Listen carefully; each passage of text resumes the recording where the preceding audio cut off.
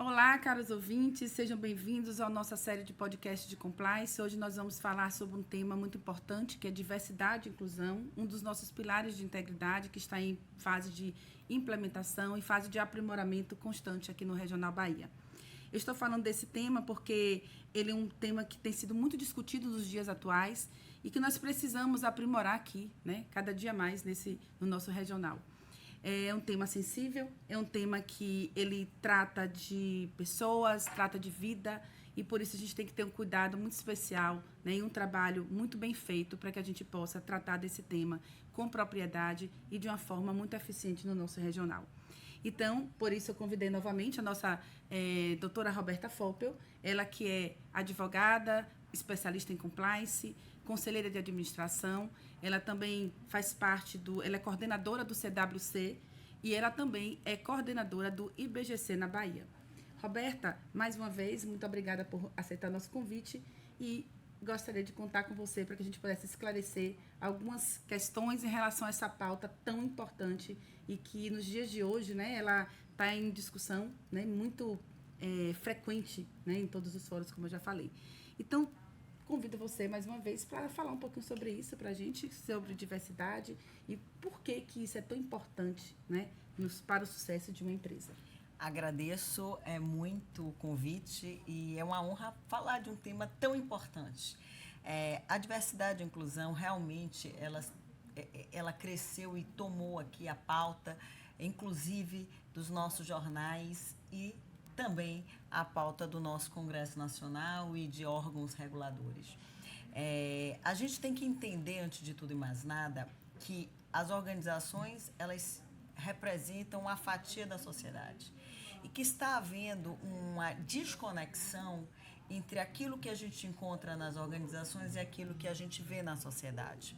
Nós temos hoje no Brasil uma população, e dados do IBGE, dados recentes, que a população é formada por 56% de pessoas que se autodeclaram negras e 52% de mulheres.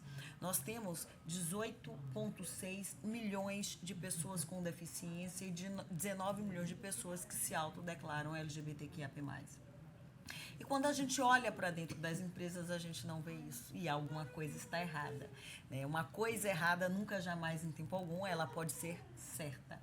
Então, falar de diversidade e inclusão, ela envolve um amplo aspecto. É falar de ética, é falar de justiça social, é falar de longevidade, é falar de perenidade. Eu não tenho como manter um negócio sustentável no médio e longo prazo de forma alguma sem trazer esse reflexo da realidade da organização para dentro dos meus negócios, porque eu não vou atender e entender uma parcela importante da população. Todas as pesquisas indicam que a diversidade e a inclusão, ela aumenta a felicidade, logo aumenta a produtividade, logo reduz problemas relacionados à saúde, a questões psíquicas, a afastamentos. A longevidade gera, inclusive, isso é uma pesquisa da McKinsey, maior lucro.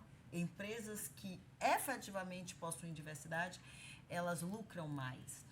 Então, é importante que a gente tenha esse registro. E isso está permeando, inclusive, toda a própria formulação da governança corporativa. O novo código, que é a 6ª edição do Código das Melhores Práticas de Governança do IBGC, ele traz a diversidade e inclusão. Isso está como pauta lá nos novos princípios orientadores da governança corporativa do G20 e da OCDE. A diversidade e inclusão, principalmente considerando os cargos de alta liderança, elas vêm sendo tratadas. É algo extremamente importante e é um tema urgente na maior parte, com certeza, das organizações.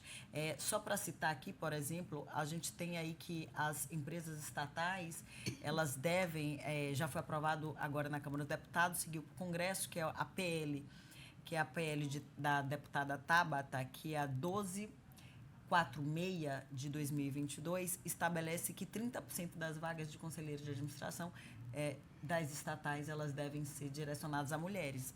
Provavelmente até o final do ano a gente vai ter aí uma nova legislação vindo nesse sentido, e fora os movimentos da CVM, que a gente viu que foram aprovados no meio do ano, que foi uma formulação da B3, que em 2025, nas empresas listadas, pelo aquele princípio prático que eu explico, eu vou ter que ter uma mulher e uma pessoa de um grupo subrepresentado. Em 2026, uma mulher e mais uma pessoa de um grupo subrepresentado. Então, a agenda é muito importante, né? Uma agenda Ampla. E ampla é que, assim, define vários valores, né? E as empresas, elas tendo essa preocupação, né, com o social, essa preocupação com manter na sua instituição as práticas de diversidade e inclusão, isso é algo, assim, muito importante que eleva, né, o seu grau de maturidade, né, o seu grau de preocupação. Isso está sendo muito visto também para as empresas em geral, sobre a questão de investimentos, né? O que ela faz para os seus colaboradores? Ela faz tão bem para fora, mas o que ela faz de retorno para os seus colaboradores, né? Para o bem-estar dos seus colaboradores. E também como ela se preocupa com o social, né? Então, isso está dentro dessa pauta do SG, do SG, e que a diversidade e inclusão também está inserida naquele contexto total, né? Que a gente sabe que engloba o S, que não é só isso, é muito mais. Mas, assim, Roberta, diante desse contexto de promoção da diversidade e inclusão, quais são as estratégias, né, que podem ser empregadas no ambiente de trabalho? A gente sabe que a gente não consegue fazer tudo de vez. A gente sabe que tem que começar aos poucos, né? Então, você não pode não fazer nada, mas você tem que fazer alguma coisa. E por onde a gente poderia começar para discutir nessa pauta de diversidade e inclusão dentro das instituições? Quais estratégias? Primeiramente, a gente tem que entender que é uma pauta urgente, necessária e séria e estabelecer estratégias para a gente conseguir trazer toda essa representatividade para dentro da nossa organização. Eu preciso trabalhar em diversas frentes. Eu tenho um processo de mudança de cultura organizacional que é extremamente necessário, porque eu tenho que não somente promover a diversidade, mas eu tenho que trazer a inclusão. Inclusão fala de pertencimento e promoção, respeito e abraço às singularidades. Porque se eu aumento a diversidade, mas eu não tenho inclusão, eu vou gerar um maior turnover e vou gerar também problemas relacionados a assédio moral. Eu vou estourar lá no meu canal de denúncias. Então, eu tenho que trazer um processo de mudança cultural e mostrar que a inclusão é o certo a se fazer e por quê e como é que a gente vai fazer isso. Então, eu tenho que preparar o terreno, né? E depois estabelecer minhas metas. É interessante que eu tenha metas e estabelecer como é que eu vou chegar a essas metas. Então, eu quero aumentar o meu público interno. Eu tenho que ter um olhar no processo, por exemplo, quando eu for recrutar. Eu quero aumentar um determinado grupo subrepresentado aqui, eu tenho que trazer uma afeição no momento daquela entrevista ou buscar em determinados nichos onde é que eu vou encontrar essas pessoas. É um esforço, né? Eu tenho que fazer isso. Então, se eu quero aumentar o número de mulheres negras, por exemplo, na minha organização, nesse processo, né, no momento dessa entrevista, eu vou colocar mulheres negras também para fazer essas entrevistas, para fazer essa seleção, até para aliviar a tensão ali daquele momento, né, da pessoa. Se eu estabeleço também que eu quero crescer essas mulheres dentro da minha organização, eu vou fazer com que elas se desenvolvam, eu vou gerar conhecimento, eu vou praticar o desenvolvimento profissional dessas mulheres, promover pós-graduação, promover cursos executivos, promover conhecimento.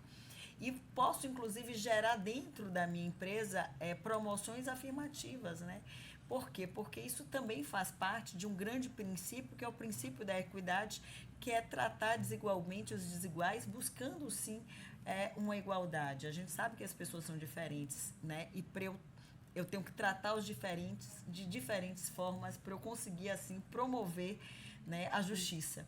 E isso é muito importante. Então, são diversos olhares, eu tenho que trabalhar a cultura, eu tenho que estabelecer metas, eu tenho que estabelecer quais são como é que eu vou conseguir, a estratégia que eu vou conseguir chegar até lá, olhar o meu processo de recrutamento, olhar os meus processos internos de desenvolvimento dessas pessoas e olhar também, às vezes, algumas questões, algumas ações que sejam, sim, afirmativas. No Regional Bahia, Roberta, nós constituímos recentemente um Comitê de Diversidade e Inclusão. Neste comitê, nós discutimos pautas e propomos ações, né, para que sejam desenvolvidas no regional, visando implementar, né, ações que vão realmente tratar de aspectos relativos ao tema. Então, essas ações, algumas estão pensadas, outras estão em fase de implementação, de negociação. E em breve nós teremos bastante novidade aqui no Senac Bahia.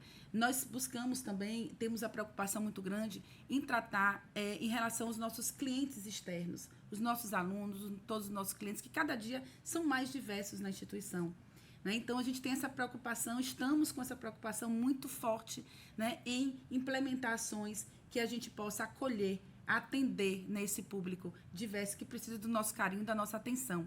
E nosso Código de Ética, por exemplo, também, nós temos uma previsão já de que a gente não tolera atos, né, de preconceito, de discriminação, porque a gente preza pelo respeito, né, ao próximo, respeito para o ser humano e respeito à diversidade, acima de tudo, que é o tema aqui em questão. Então, nós temos a consciência de que nós estamos percorrendo um caminho que vamos alcançar, né, alguns resultados, não sabemos ainda exatamente se a curto ou a longo prazo, mas tudo tem que começar. Tudo tem um início. E como essa pauta está muito em discussão, nossa preocupação ela é tão grande que o Senac colocou no seu planejamento estratégico como uma das suas diretrizes para 2024 e 2027, que é o próximo quadriênio, a diretriz de promoção da inclusão produtiva, da sustentabilidade e diversidade, onde a gente busca atingir um objetivo de orientar, né, a toda a oferta do programa de gratuidade de que nós temos aqui no Senac, que é um programa lindo, que eu tenho assim maior carinho de falar sobre ele, porque a gente atinge um público realmente que precisa de inclusão. E também a gente quer promover essa inclusão não só através desse programa, mas em todos os aspectos que nós trabalhamos, em todas as ações, em todos os programas e projetos, onde a gente busca a inclusão social, a inclusão produtiva e também digital dos nossos alunos. Então, isso é algo muito bom, muito importante, porque a gente vai tratar exatamente essas singularidades, como você falou, né, da nossa missão, que é educar para o trabalho, e com inovação e também com a inclusão. Então, isso assim, é muito importante, e isso assim, trouxe para a gente um conforto muito grande, porque a gente que luta por isso, nada mais justo do que estar no nosso planejamento. Né? Então, a gente planeja para a gente poder monitorar e todas as ações e a gente conseguir atingir os objetivos. Então, com todas essas ações desenvolvidas, a gente busca consolidar, né, os mecanismos de conformidade do nosso programa de integridade. Então, Roberta, eu deixo aqui essas palavras e também lhe dou agora a palavra para você encerrar, né, e sobre um tema que nos comove, um tema que mexe com a gente, né, que trata de vidas, né, de pessoas, enfim, é algo que tem me tocado muito, né, e tenho aprendido muito também. Parabéns, Andréia, aí pelo trabalho incrível que vocês fazem, inclusive, porque investir em diversidade e inclusão é também investir em justiça social e, mais do que isso, é investir em ética e integridade. E eu faço aqui um convite a todos vocês, né? Tem uma frase que eu gosto muito, que é uma frase de Angela Davis, que diz assim: não aceito mais as coisas que não posso mudar, estou mudando as coisas que eu não posso aceitar. Meu convite é que a gente comece a olhar exatamente aquilo que a gente não aceita mais, que a gente não tolera mais, e comece a fazer diferente e gerar uma transformação.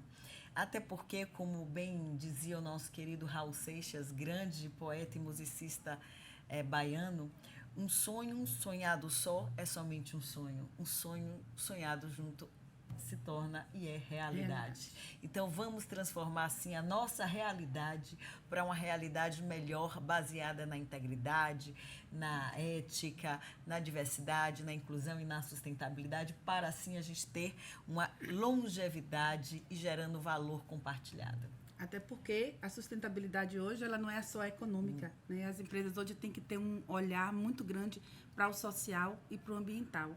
Hoje estamos tratando do social, né? Algo aqui que é muito, faz parte, né, do social, que é a parte de diversidade e inclusão, é uma das pautas, né, do ESG, quando a gente fala de social. Sim. Então, isso é muito importante e que bom, né, que a gente está tendo essa oportunidade de dialogar sobre esse tema. Então, Roberta, muito obrigada, né, pela sua participação conosco. É sempre bom estar com você e compartilhar do seu conhecimento, né, porque quando a gente compartilha do nosso conhecimento, a gente está sendo solidário e a gente está contribuindo para o conhecimento do outro. Isso é muito importante e te agradeço de coração. Eu quem agradeço e aqui eu dou as mãos a você e faço convite. Vamos juntas. Vamos juntas.